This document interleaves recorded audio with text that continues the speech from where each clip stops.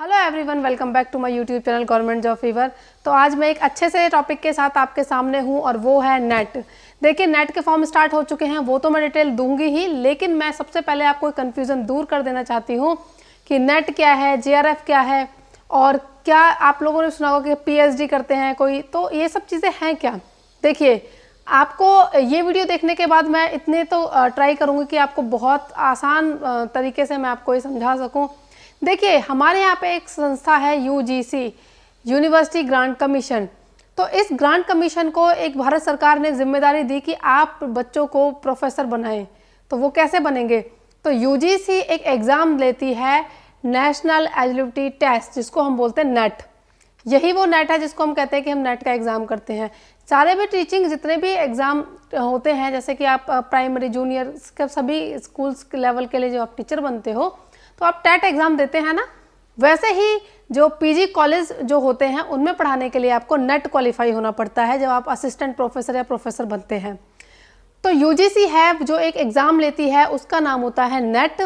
संस्था कौन सी है जो नेट लेती है? यूजीसी। और उसके अंडर जो एग्ज़ाम आता है उसको बोलते हैं हम नेट। और जब आप नेट क्लियर कर देते हो तो उसके बाद जो आप पढ़ाई करके आगे जो आपको डिग्री मिलती है उसको बोलते हैं पीएचडी।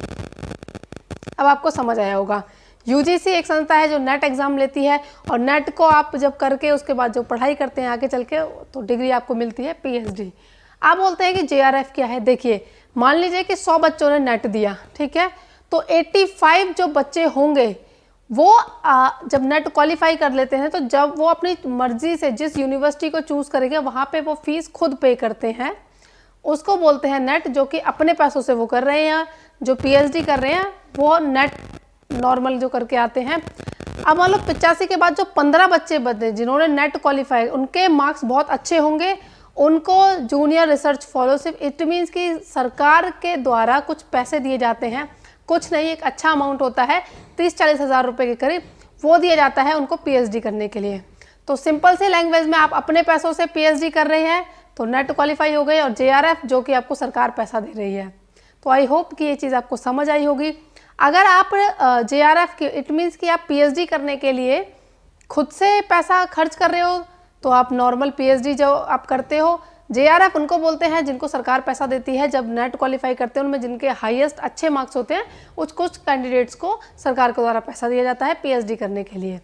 तो चलिए अब बात करते हैं कि नेट और इसमें क्या डिफरेंस है। आजकल आपने देखा ही होगा कि जैसे भी नेट क्वालिफाई जितने भी कैंडिडेट्स हैं उनको असिस्टेंट प्रोफेसर बनने का मौका मिलता है, चाहे वो सरकारी नौकरी सरकारी कॉलेजेस में हो या फिर प्राइवेट में।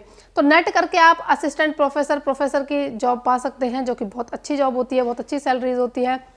और इसकी अगर क्वालिफिकेशन होती है तो नॉर्मल आपने मास्टर्स किया हो उस सब्जेक्ट में।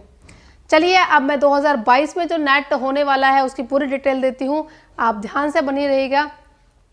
फॉर्म स्टार्ट हो चुके हैं 30 अप्रैल से 20 मई तक, और इसके करेक्शन डेट अगर बोली जाए तो 21 मई से 23 मई आपकी करेक्शन है। अगर कुछ फॉर्म में आप मिस्टेक हो जाती है तो आप करेक्शन करा सकते हैं।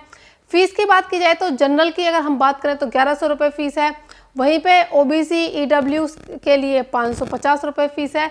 एससी एसटी पी जो आपका हैंडीकैप्ड वाली कैटेगरी है उसमें 275 रुपये फ़ीस है। अब बात करते हैं कि कितने सब्जेक्ट्स में नेट कंडक्ट किया जाता है, तो 82 सब्जेक्ट होते हैं जिसमें नेट को कंडक्ट किया जाता है। और मैं पूरी, देखिए, आपको लिंक भी दे दूंगी ताकि आप आराम से जाके वहाँ पे डिस्क्रिप्शन में पूरा नोटिफिकेशन पढ़ सकें, वो कोड पढ़ सकें कि आपके सब्जेक्ट का क्या कोड है, उसके अकॉर्डिंग आप फॉर्म फिल कर सकें। अब बात करते हैं कि जो इसका एग्ज़ाम है वो कैसे होता है। देखिए, एक ही दिन में दो बार एग्ज़ाम होता है, 9 से 12 और 3 से 6। एग्ज़ाम का पैटर्न क्या होता है? देखिए, 100 नंबर का पेपर होता है, नंबर 100 होते हैं और क्वेश्चन 50 होते हैं, मतलब एक क्वेश्चन 2 नंबर का होता है। जो एमसीक्यू बेस्ड ही होगा, उसमें आपका टीचिंग एप्टीट्यूड, आपका रिसर्च जनरल्स जितने भी होते हैं, अवेयरनेस, बहुत सारी चीज़ें होती हैं, इस तरीके के क्वेश्चंस आते हैं। डिटेल नोटिफिकेशन के लिए आप लिंक मैं दे दूंगी, उसको ज़रूर पढ़िएगा।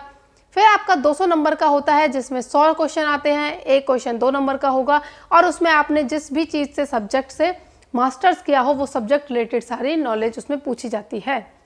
अब इसमें मैंने आपको बताया क्वालिफिकेशन के लिए, देखिए, अगर आप जनरल कैटेगरी से हो तो 55%, इट मीन्स 54.9 भी नहीं चलेगा, सीधा 55% या उससे ज़्यादा हो तो आप नेट के लिए एलिजिबल हो, आप दे सकते हो एग्ज़ाम। अगर आप ओबीसी या किसी कैटेगरी से हो, एससी एसटी से, तो 50% मार्क्स चाहिए। 50% या उससे ज़्यादा, 49.9 नहीं चलता है यहाँ पे, प्रॉपर 50 या उससे ज़्यादा, और जनरल के लिए 55% या उससे ज़्यादा। इस तरीके से इसकी एजुकेशन क्वालिफिकेशन होती है। फाइनल ईयर के स्टूडेंट भी एप्लीकेबल हैं, बट उनको ये श्योरिटी हो कि जो भी, अगर वो कैटेगरी वाइज जो भी अपनी परसेंटेज है उसको फुलफिल करते हो। अब बात करते हैं एज क्राइटेरिया की। देखिए, सिर्फ जेआरएफ वालों के लिए 31 साल से ज़्यादा की एज नहीं होनी चाहिए, बाकी सबके लिए कोई अपर लिमिट नहीं है, जो सिर्फ नेट के लिए होती है। अब हम बात करते हैं कि क्या क्या स्कोप हैं। देखिए, जब भी आप नेट क्वालिफाई करते हो तो आप देखते हो कि जब भी असिस्टेंट प्रोफेसर्स की वैकेंसी निकलती है तो उसमें नेट को मांगा जाता है। और आपके किसी भी, अगर आप कहते हैं गवर्नमेंट जॉब नहीं, प्राइवेट जितने भी कॉलेजेस हैं वहाँ भी असिस्टेंट प्रोफेसर्स के लिए नेट को कंपलसरी माना गया है। तो अगर आपने भी मास्टर्स किया है किसी भी सब्जेक्ट से तो आप अपने अकॉर्डिंग अच्छे से नोटिफिकेशन पढ़ के अप्लाई कर सकते हैं और प्रोफेसर और असिस्टेंट प्रोफेसर बनने के अपने सपने को साकार कर सकते हैं।